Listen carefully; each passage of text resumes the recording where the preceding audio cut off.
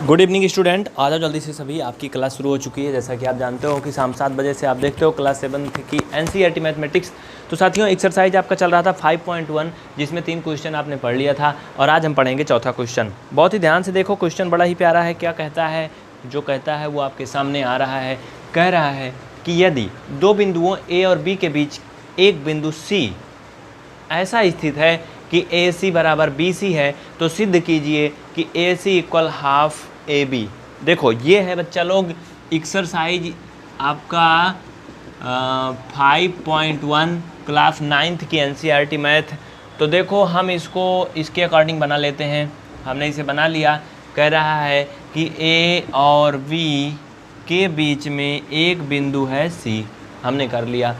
सिद्ध करने को कह रहा कि ए सी जो है बच्चा लोग वो क्या है, हाफ ए बी के बराबर है। और यहाँ एक कंडीशन दिया है ये कि ए सी जो है वो बी सी के बराबर है। मतलब कि ए सी यहाँ से यहाँ जो है ये बी सी के बराबर है। यानी इनका कहने का मतलब ये इसका मध्य बिंदु है। ठीक है, तो चलो देखो, सिंपल सी बात है। हम इसी से चलते हैं। हम जानते हैं कि अगर यहाँ पर हमें ए बी निकालना है, क्या निकालना है? A B. तो यहाँ आप लिखो ए बी इक्वल, आप जानते हो ए सी धन ये बी सी होगा। बोलो होगा कि नहीं होगा? होगा ना भैया। अगर हमें पूरा निकालना है, पूरा ना, तो हम क्या करेंगे? ये दोनों जोड़ के भी तो निकाल सकते हैं ना। इसको ऐसे समझ लो, जैसे अगर मान लो ये पूरी दूरी हमारी 4 सेंटीमीटर है। कितना है? 4 है। और ये मान लो कि खुदा ना खास्ता ये दोनों अलग अलग पार्ट में है। ये 2 है और ये भी क्या है? 2 है ना। मतलब पूरा टोटल 4 है। तो ये आधा 2 होगा, आधा 2 होगा ना। बोलो होगा कि नहीं होगा? होगा ना। तो हम क्या कर रहे हैं, चाहे तो ए बी का मान यानी पूरा का 4 रख दें इधर, और इसका 2 रख दें, तब भी तो बराबर होगा ना। होगा ना, कर सकते हैं ना। तो ये इस तरह से हो गया। ये तो मैं आपको समझाने के लिए लिखा हूँ 4 2, इसको आपको नहीं लिखना है। हाँ, अब देखो क्या होगा आगे। बहुत ध्यान से समझने की कोशिश करो इसको। क्या है इसका पूरा कहानी। अब यहाँ पे चूंकि दिया है ए सी इक्वल बी सी दिया है, यानी ए सी की जगह पर आप बी सी लिख सकते हो। लिख सकते हो ना। और भी कुछ लिख सकते हो क्या? ए सी की जगह पर बी सी। तो चलो कर लेते हैं। देखो, ए बी इक्वल ए सी की जगह पर हम क्या लिख लें? B C. देखो, इसमें जो सिद्ध करना है थोड़ा सा अलग है। क्या यार, क्वेश्चन में क्या कह रहा है? ए सी इक्वल हाफ ए बी। ठीक है, ओके, नो प्रॉब्लम। चलो लिखते हैं। यानी हम कह सकते हैं कि इसके अकॉर्डिंग हम बी सी की जगह पर ए सी लिख सकते हैं। तो हमारा ये तो ए सी पहले था, वैसे हो गया। इस बी सी की जगह पर हम ए सी लिख देंगे। तो आप समझ गए अब कि ये ए बी इक्वल हो जाएगा 2AC। इतना तो आपके दिमाग में घुस गया होगा। तो बच्चा लोग, आप जानते हो यहाँ ए बी बराबर 2 इधर आएगा तो भाग में हो जाएगा बराबर ए सी हो जाएगा। ये हो जाएगा ना। ये आपका उत्तर आ गया। लेकिन आप कंफ्यूज हो रहे होंगे, ये तो 1/2 है ही नहीं। तो है इसमें 1/2। इसे आप ऐसे लिख सकते हो, ए सी इक्वल 1/2 इंटू ए बी। ये लिख सकते हो। चाहे बीच में गुणा का चिन्ह लगाओ या ना लगाओ, दोनों का मतलब एक ही होता है। अगर इसका गुणा करोगे तो फिर वैसे हो जाएगा, ए बी अपॉन 2 हो जाएगा। लेकिन हमें सिद्ध इस रूप में करना था, इसलिए हमने इसको ऐसे कर दिया। अब यहाँ लिख दो इति सिद्धम हैंस प्रूव्ड। क्या लिखोगे? हैंस प्रूव्ड इति सिद्धम। ये हो गया आपका क्वेश्चन नंबर जो था 4 वाला हो गया। अगला देखो अगला सवाल कह रहा है कि प्रश्न 4 में, यानी कि जो अभी आपने देखा क्वेश्चन नंबर 4, उसमें सी रेखाखंड ए बी का मध्य बिंदु है, यानी कि मिडल पॉइंट है। वो बात आपने समझ लिया था, बिल्कुल है, मध्य बिंदु है।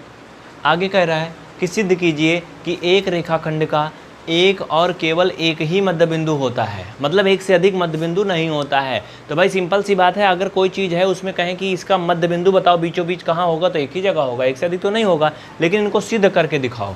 तो सिद्ध करने के लिए क्या करोगे? देखो, जैसे अगर मान लो कि किसी को सिद्ध करना है, सिद्ध कीजिए कि वो चोर है, मतलब वो चोर है, तो क्या करोगे? आप उसका प्रूफ उसे पकड़ोगे चोरी करते समय, तभी तो आप सिद्ध कर पाओगे चोर है ना। या फिर किसी को सिद्ध करना है कोई ईमानदार है, तो क्या करोगे? आप उसे उल्टा मानोगे कि वो चोर है। हाँ, उसके बाद आप क्या करोगे? उसमें चोर के लक्षण ढूंढोगे, बुराइयाँ ढूंढोगे। अगर उस तरह से मिलते हैं तो मतलब चोर है, नहीं तो ईमानदार है। तो वैसे ये कह रहा है कि इसके एक ही मध्य बिंदु है। हम मानते हैं कि चलो इसके एक से अधिक मध्य बिंदु है, हम इसको परखते हैं। तो हमने मान लिया कि माना इसका, आप लिख लो, माना डी इसका एक दूसरा मध्य बिंदु है। ठीक है, इसे आप लिख लो। इंग्लिश में लिख लो, let D is another midpoint of A B. Okay, तो अगर हम इसका एक मध्य बिंदु डी मान लें तो क्या हो जाएगा, आप बताओ। हम सी को अनदेखा कर दे रहे हैं, सी मान लो है ही नहीं, तो क्या होगा, ए बी बराबर क्या होगा बच्चा लोग, आप जानते हो, ए बी बराबर आपका ये हो जाएगा, लेकिन हमें ए बी निकालना भी है, ए डी, एक मिनट रुके रहो, ए और डी, ए डी बराबर क्या होगा, हाफ ए बी होगा, बोलो होगा कि नहीं। अब आप कहोगे ये कैसे होगा, ये कहाँ से आया, ये कहाँ से आया, ये अभी आपने समीकरण जो चौथा सवाल था उसमें क्या सिद्ध किया था, ए सी इक्वल 1/2 ए बी,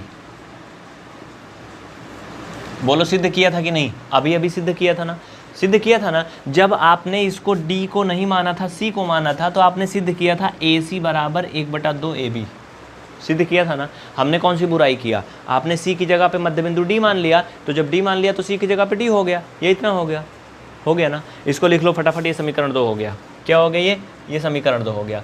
अब समीकरण 1 और 2 से, समीकरण 1 और 2 से आप देखो तो समीकरण 1 और 2 में बच्चा लोग इसका राइट साइड बराबर है, देखो इधर भी वही है, यहाँ भी वही है ना।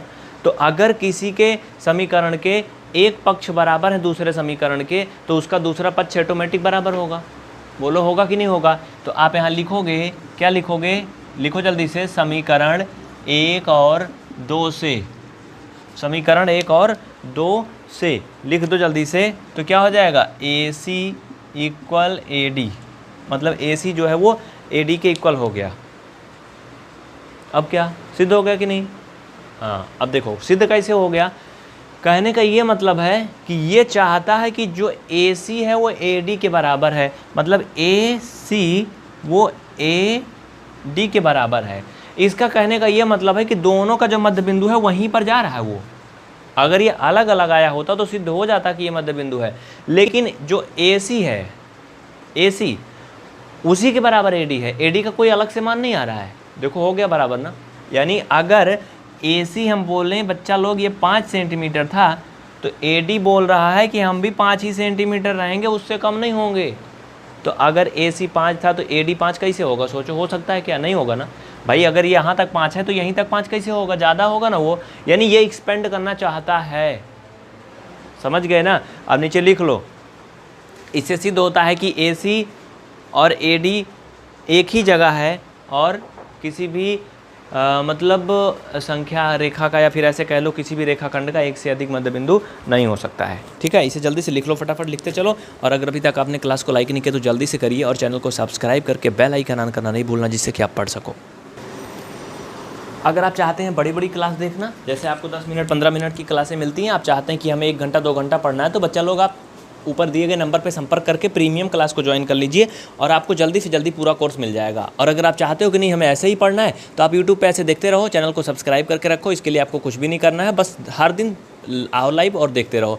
एक बड़ी बात मैंने आपको बताया था कि 28 अगस्त से कक्षा 9 की जो मैथमेटिक्स है PVR स्टडी चैनल नंबर 3 पर सुबह 7 बजे शुरू हो रही ना, तो सुबह 7 बजे आप लोग देखना, ठीक है, उठ जाना सो के, सुबह 7 बजे।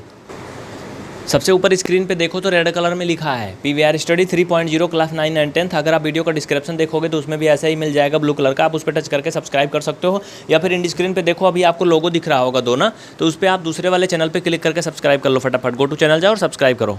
जय हिंद।